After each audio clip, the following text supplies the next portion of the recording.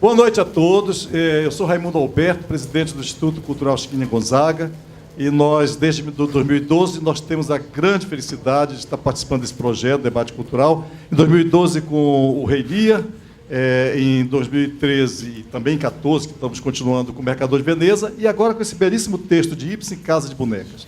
Esse texto, como vocês viram, é um texto ainda contemporâneo, ainda pode acontecer no seio de muitas famílias por aí, principalmente em outras partes do mundo, e mesmo no Brasil, em várias partes do Brasil. É um texto que continua atual, é um texto belíssimo. Imagina como ele foi revolucionário, revolucionário mesmo, porque ele é de 1879, e a mulher só começou a votar depois, ela começou só a ganhar certos direitos depois da Primeira Guerra Mundial, e um pouco mais depois da Segunda, e mesmo na década de 50, 60, 70, até hoje ela ainda está continuando a ganhar outros direitos, até atingir uma igualdade, porque nós sabemos, inclusive, né, Wagner, que os salários, acabei de ler ultimamente, que continuam, os salários por aí da mulher continuam mais baixos do que os dos homens. As mesmas funções, se ela é uma diretora de setor, é igual a um diretor de setor, mas na hora de contratar o salário da mulher é sempre inferior. E assim vai por diante. Então, nós vemos que há muitos problemas de administração nessa situação. Como foi falado no vídeo, né, que passou no início, o casamento é como se fosse uma empresa. E nessa empresa há muitos problemas de administração. E outros personagens também, como a senhora Linde, como o Krogstad, e muitos outros, enfrentam esses problemas de administração da vida, administração da família, administração da casa, administração de tudo. Mas quem vai falar melhor sobre isso é o nosso querido Wagner Siqueira, que é o presidente do CRA. Com ele a palavra. Obrigado. Obrigado. Muito obrigado, Raimundo. O Conselho Regional de Administração do Rio tem um programa já há algum tempo de gestão das organizações através das artes. A gente acredita, né, que a produção cultural da humanidade, e no caso mais aplicado à nossa realidade no Conselho, principalmente no teatro e no cinema, tem infindáveis implicações e referências para o estudo das organizações, para a teoria das organizações, para o entendimento da prática do mundo do trabalho. Temos essa parceria com o Instituto Chiquinha Gonzaga e a ideia é que esses programas, quer no teatro, quer no cinema, se faça sempre com a introdução do contexto histórico, né, e da obra do autor e da própria peça, dando o sentido cultural e artístico, que foi feito pelo Raimundo Alberto, junto com o nosso grupo de televisão, fizeram um belo filme, eu fiquei surpreso. Só vi hoje, eu não tinha visto ainda. Né? Olha só, estou ficando preocupado, estou delegando demais. Em que ficou muito bom o filme, que contextualiza efetivamente a importância do trabalho de Ibsen. Vejam, este é um texto que tem 135 anos. 135 anos é um bocado de tempo. A gente sabe que a natureza do homem é permanente e universal, mas que também o homem é produto de sou eu e minhas circunstâncias. Strauss e Ortega y Gasset. A gente sabe que as circunstâncias determinam. Será que essas circunstâncias descritas, né, em 1879 para o Ibsen se reeditam ainda hoje? E é isso que Raimundo nos coloca no contexto da administração. Nós estamos falando numa relação marido-mulher no contexto do século XIX. As implicações que ele lembra da evolução, da participação e da contribuição da mulher, que começa na Primeira Guerra Mundial e que ainda hoje as condições de salário, não apenas no Brasil, mas em todo o mundo, quando a gente olha, por exemplo, nos países mais avançados, a participação da mulher nos conselhos de administração, nos salários, essas iniquidades se reproduzem. Mas, em verdade, eu não queria ficar só na questão do marido e da mulher. Queria ficar nas relações da díade também, da dupla, do chefe e subordinado, do padre com o sacristão, do líder espiritual, né, do pai de santo com seu cambono. Poderíamos falar em todas as circunstâncias, do chefe com o assessor, do superior com a secretária, nas duplas, nas díades, nas relações que se dão a todo momento em que haja uma supervisão de um sobre outro, visto que o contexto daquela época era efetivamente nessa linha. E aí queria trabalhar com isso um pouco das mensagens que Ibsen nos traz efetivamente, para mim aqui, que Ibsen nos traz efetivamente para a questão da comunicação interpessoal eficaz. Tão importante no mundo das organizações, tão importante na área do trabalho. Planejamento e comunicação, certamente duas questões fundamentais que perpassam todo o universo do mundo do trabalho. Próximo. A integração entre duas pessoas será mais frutífera para ambas, individualmente e em dupla, na dupla e na díade, né? Que é uma equipe de dois, quanto maior for a eficácia da comunicação entre elas. Quanto maior, o que nós vimos basicamente na peça era a dificuldade de comunicação entre Helmer, quando o casal Helmer, Tobert Helmer e Nora Helmer. Certamente eles não se comunicavam, né? Só se comunicavam no fim, só se comunicaram no fim. As partes não conseguem ajudar-se mutuamente, facilitando o desempenho de uma da outra, porque sua comunicação é cheia de óbices, de obstáculos, de ruídos. Isso acontece só com o marido e mulher? Não, acontece com o pai e com o filho. Acontece com o chefe e com o subordinado. Próxima.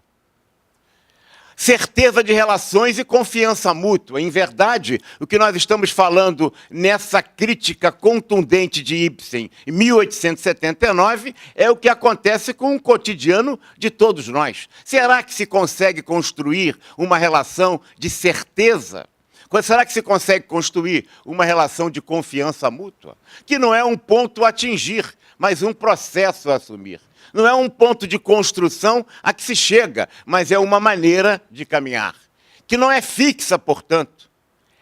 Independente das partes, depende das partes. Que não é estática e dinâmica. Que não é irreversível, é perfeitamente reversível. Ela pode andar para frente, mas ela pode também voltar e andar para trás. Pode recuar, pode chegar ao atraso, pode...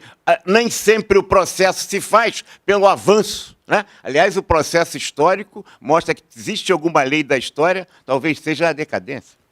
As relações humanas também, se não for um permanente construir, também caem em decadência, também se deterioram, se desgraçam. Não é? É um processo, portanto, de permanente construção. A certeza de relações só será alcançada se houver comunicação genuína. O que o Ibsen nos traz, fundamentalmente, de forma dramática, é a falta de comunicação genuína entre pessoas. Não é apenas pelas expressões caricatas que a gente viu naquela época da peça, mas que a gente constata hoje no cotidiano de muitas pessoas e de muitas relações. A comunicação genuína depende fundamentalmente da competência individual para dar e receber feedback. E quando eu falo aqui dar e receber feedback, eis aí um campo em que o mundo das organizações, em que os programas de treinamento nas empresas, em que a área acadêmica tanto se dedica, como dar melhor feedback no mundo do trabalho, como preparar, né, treinamento de sensibilidade, laboratórios, workshop, capacitação, livros de autoajuda, em profusão, ensino a como dar e receber feedback. Essa é a mensagem que podemos extrair efetivamente, trazendo para o campo da administração, sempre é a questão cultural e o campo da administração, porque nós não estamos aqui na relação de teatro pelo teatro, nem do cinema pelo cinema, mas como enquadrar a questão da contribuição cultural ao estudo das organizações do mundo do trabalho, que é a nossa seara de atividade. Próxima.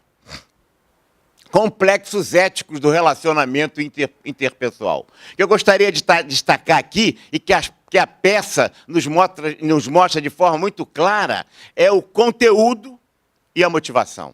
Enquanto que os programas de treinamento gerencial nas nossas organizações enfatizam muito a tecnologia em que a forma, a maneira como se dá ou não se dá o conteúdo ou essa motivação. Em verdade, conteúdo Verdade, verdade, mentira, mentira. E motivação, amor, desamor, amor, desamor. Quero dizer aí amor não no sentido piegas, mas no sentido de respeito genuíno pelo outro, de consideração, de apreço pelo outro. É verdade que a melhor relação, a relação ideal, a relação que nós devemos permanentemente buscar como um ideal a ser alcançado, é uma relação em que eu digo a verdade, motivado pelo amor. E o que é mais importante na questão ética? O conteúdo ou a motivação? Ou ambos são importantes? O que não é mais importante, talvez é que os nossos programas gerenciais enfatizam. É como eu digo.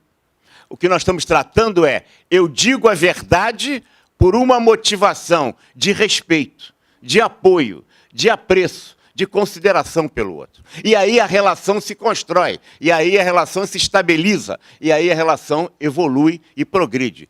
Há o compromisso da verdade. O compromisso da verdade, verdade que nunca é absoluta, é sempre relativo. Como eu vejo um determinado fato, eu estou sendo autêntico. Eu digo a verdade porque eu acredito que ao dizer a verdade para o outro, ou para outra, eu estarei ajudando-a a construir, a crescer. E mais ainda, eu digo a verdade não com sentido de destruir ou de quebrar, mas eu digo a verdade no sentido também de me desenvolver. Porque mais difícil do que ouvir, se fala muito que é importante ouvir. Aprender a ouvir, né? Mais importante do que ouvir, talvez seja aprender a dizer. Porque a gente ouvir é receptivo, mas dizer pode degradar as relações. Como eu digo, também. Mas que motivação que eu digo? E a motivação aqui é o respeito ao próximo. Em verdade, as relações mais comuns, mais permanentes no mundo em geral, certamente a época de Ibsen, e hoje também, porque a natureza do homem é permanente e universal, né? Certamente é verdade, desamor, mentira, amor. Eu construo uma relação que eu vou dizer a verdade. E eu construo uma relação que eu vou dizer a mentira por amor. E aí, essa relação acaba se transformando neurótica. Você, minha cotovia, né? Ou você, meu esquilinho, né? Essas relações, será que ela vai conseguir receber, ou ele, eu dizendo tudo que eu penso dela? Ou tudo que eu penso dele? E eu não digo a verdade por mim. Eu não digo a verdade, eu digo mentira por amor, porque eu gosto dela. Porque eu tenho apreço pelo colega, pelo meu subordinado. Será que ele está vivendo uma síndrome de pânico? Será que eu devo agora dizer as coisas para ele? Mas eu gosto dele. Então eu douro a pílula. Não digo as coisas, o protejo. E aí agravo, talvez, as suas circunstâncias. E de mentir amor, porque gosto dele, porque gosto dela, porque gosto dessa relação, eu vou mantendo uma relação de mentira. Até que um dia, por qualquer razão, opa, aquilo passou da minha conta, eu pego e agora eu vou gerar contabilidade. E digo a verdade mesmo, e pá, digo tudo direitinho. Verdade como eu estou percebendo.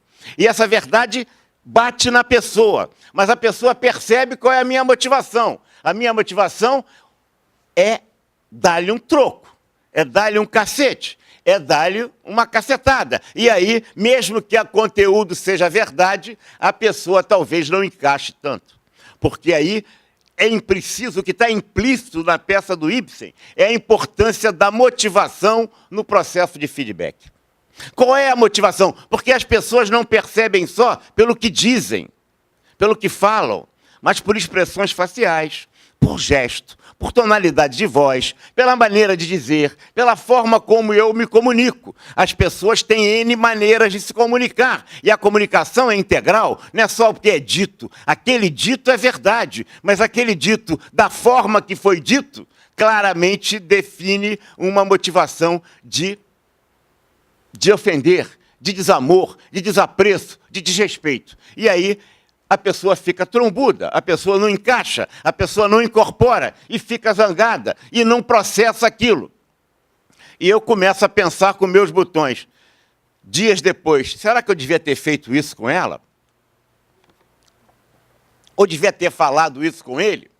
Será que eu devia ter falado? E aí um dia chega para ela e diz assim, olha, sabe, amor, aquilo tudo que eu falei para você, eu estava numa cabeça quente, eu estava chateado, e a gente desdiz tudo do que disse, e tudo volta como dantes, no quartel de Abrantes, em que verdade, mentira, amor, vela verdade, desamor mais tarde. A relação neurótica se dar aqui. Certamente o casal Helmer, né, travava uma relação de verdade, mentira, amor, fundamentalmente, e que trazava também de verdade, desamor. Pois não? Eu posso acrescentar uma coisa? Claro. Na minha experiência, eu trabalhei muitos anos em banco, e eu vi o seguinte, muitas e muitas vezes havia uma relação aparente de amor e de verdade entre a equipe e o chefe, e isso se desenvolvia. Quer dizer, na verdade, por trás do chefe, todos falavam mal dele, ou por trás dos funcionários, o chefe falava mal dos seus subordinados. Mas a relação era muito aparente, principalmente quando saía para tomar chopp, etc. Na primeira oportunidade que havia um problema sério, aí no instante começava a ver toda a verdade caía toda, havia que muitas mentiras tinham sido feitas. Eu acredito que muitos aqui talvez já tenham conhecido experiências semelhantes. Ô Raimundo, apenas você achar que a sua experiência durante tantos anos no banco era exclusiva sua, certamente não será. Eu acho que todos nós aqui compartilhamos circunstâncias ou momentos, ou vivemos hoje momentos assim.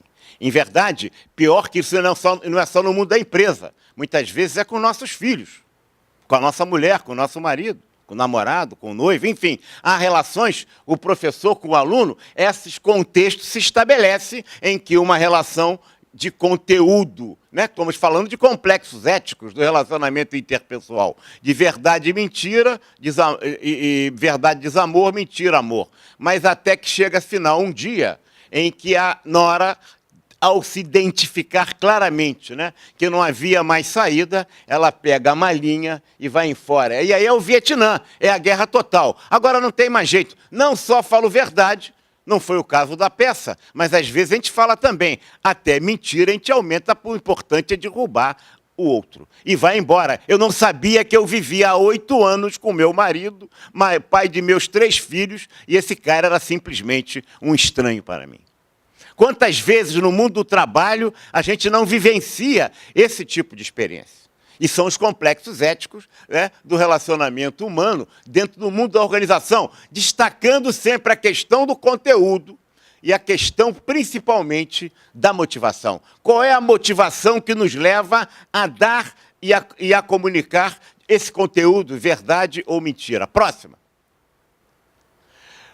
Eis o binômio ético-psicológico ideal. Verdade por amor recria. Que a gente se estabelece uma relação que é sempre verdade por apreço ao outro, mesmo quando tem a dureza de ter que dar um feedback que não seja agradável, não vamos pensar que a relação verdade e amor seja um céu de brigadeiro. Não, são mares turbulentos, são ventos e nuvens difíceis, mas essa é uma construção que se faz e que se cria e que se recria todo momento e todo tempo.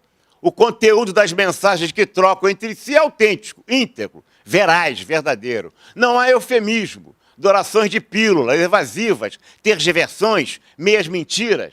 Ainda que às vezes doloroso, o feedback é praticado como um hábito de construção, um hábito acima de tudo motivado pelo um profundo respeito ao outro, que aí deriva certamente o verdadeiro amor, não é? O que motiva o feedback é a consciência que o outro é credor do feedback, que dá-lhe um ato de respeito para quem o recebe. E aí tem a questão da motivação, que é fundamental, que nem sempre os nossos programas de desenvolvimento gerencial nessas áreas eles ficam muito na técnica, muito na tecnologia. Não estou desfazendo da forma, nem do processo, nem da tecnologia do feedback, mas é preciso que nós, profissionais de administração, para construir um clima de verdade e amor, a gente esteja atento com o conteúdo da mensagem, mas também com a motivação que nos leva a fazer essa mensagem. Próxima. A mentira por amor é uma bondade vazia, né? ocorre quando uma das partes percebe a outra como dependente, como frágil, como incapaz de enfrentar a realidade. Efetivamente, a genialidade de Ibsen, ao descrever essa peça em 1879, e que nós podemos transmutá-la, como disse, 135 anos depois, para a realidade contemporânea que vivemos. As partes não dizem realmente o que pensam, nem revelam o que sentem. Recorrem a meias-verdades, às orações de pílulas, aos contornos, às evasivas, às fachadas, às dissimulações. A omissão é muito usada. Não mentiu por não haver dito. Eu costumo dizer que às vezes eu omito, eu não mito. Mas quando a gente omite, a gente também mente.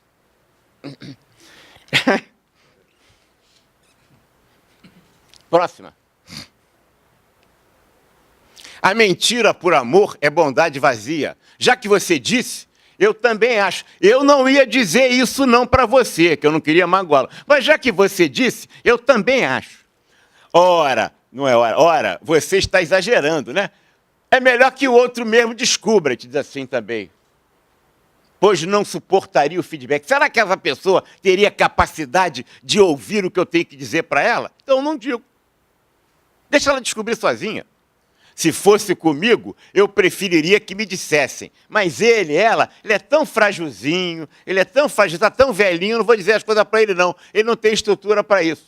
E fica todo mundo protegendo o cara, e o cara vai afundando mais. O Torvald diz muito isso sobre a nora, né? O Torvald, o Helmer, diz muito isso sobre a mulher. O tempo todo, o tempo todo. O que esse contexto nos dá é a realidade vivencial do nosso cotidiano. Nós vivemos aqui, nós vivemos isso no conselho, vivemos a todo momento, não é? Amigo que é amigo não julga o outro. Então, prefiro ficar calado e não nada digo. Um não contribui para o outro na sua construção como pessoa. Em verdade, nem a nora contribuía para o Torvald, nem o Torvald contribuía para a nora. Nem o marido, nem a mulher contribuíam para a construção de um e de outro. Próximo. A verdade por desamor certamente infecta. A motivação é o desamor, é magoar, é dominar, é humilhar. Crescente recalque de um em relação ao outro, seguido de uma defensividade, de uma defesa cada vez maior e da argumentação contrária na base do que você parece que só vê os meus erros. Quantas vezes nos dizem isso numa discussão, hein? Você parece que só vê os meus erros? E a gente diz assim, por que não diz nada sobre meus acertos? A todo momento nós fazemos isso sem nos darmos conta que estamos numa relação de verdade, desamor. Naquele momento. Quando é que a gente vai voltar para o mentira-amor? Porque naquele momento estamos com a verdade, desamor. Por nada, né, não se constrói a certeza de relações, mas se intensifica a rejeição recíproca. Estamos nos preparando para amanhã chegarmos à mentira, desamor. Próximo. A verdade por desamor infecta. O equívoco essencial de um é julgar-se coberto da razão, já que recorre à verdade. Não é porque a gente tem a verdade que a gente tem a razão. A gente pode ter a verdade, mas a motivação que me faz dizer não faz com que o outro aceite e encaixe. Alimenta muitos relacionamentos doentios, cujas partes se alimentam da agressão recíproca. A gente fica pensando, quando a gente fala em agressão recíproca,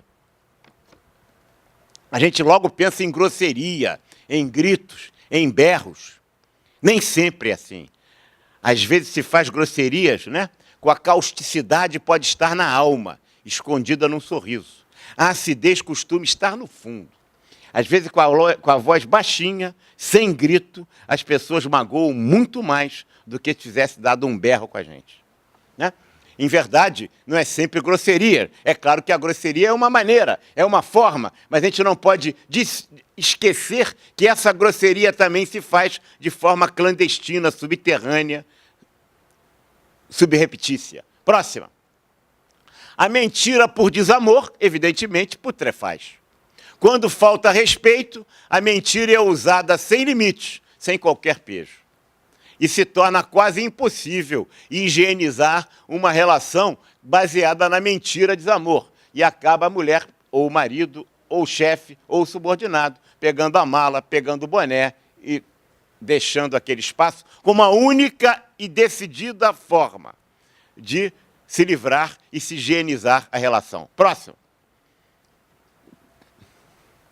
Processos típicos de cada binômio de relacionamento. Verdade e amor é a confrontação, é a administração do conflito. Existe a possibilidade da troca da confrontação, busca da administração do conflito à mesa, das pessoas se dizerem. Essa é, em verdade, a forma melhor do complexo ético verdade e amor, que é a confrontação ou a administração do conflito. O mentira-amor prefere contemporizar, dividir as diferenças, conciliar, deixar para menos. Nunca me arrependi daquilo que não disse. Né? Vamos devagar com o andor, que o santo é de barro. Vamos deixar que o tempo resolve.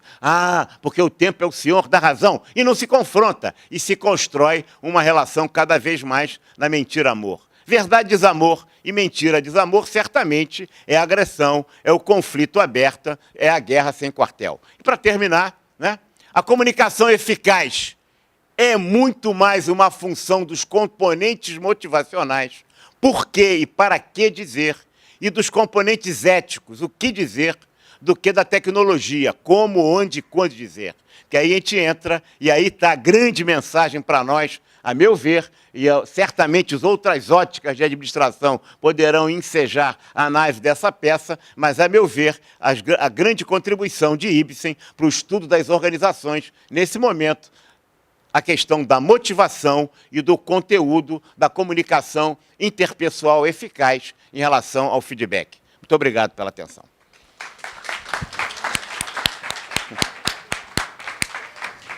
Eu não sei se há algumas perguntas, se há alguma questão. Se houver, a mim, para o Raimundo, e de novo cumprimentar pelo filme, hein, Raimundo? Gostei. Pois é, nós estamos disponíveis.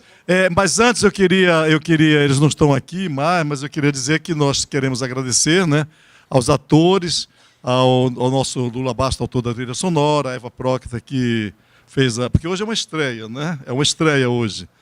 E a Eva Procter fez a coadaptação comigo e a coordenação também da produção, ao diretor Sérgio Fonta, aos atores, a nossa Lília Gimenez do som, o seu João Machado, que é o nosso mago da iluminação, fez uma iluminação bonita, né? E temos ainda o Augusto Oliveira, que é o nosso contra-regra. Eu tenho que fazer esse registro porque é muito importante, hoje é uma estreia. E agradecer a presença de vocês, que sem vocês não existe teatro. O teatro começou desde a caverna, né? Quando as pessoas começavam o caçador vinha contar como é que caçou. Então tinha a plateia. Então o teatro sem plateia não existe desde a pré-história, né? Então realmente sem vocês não existe teatro. Mas estamos disponíveis aqui. Perguntem alguma coisa sobre Ibsen, sobre o texto, sobre as coisas, todas essas colocações que o Wagner fez. Muito bem.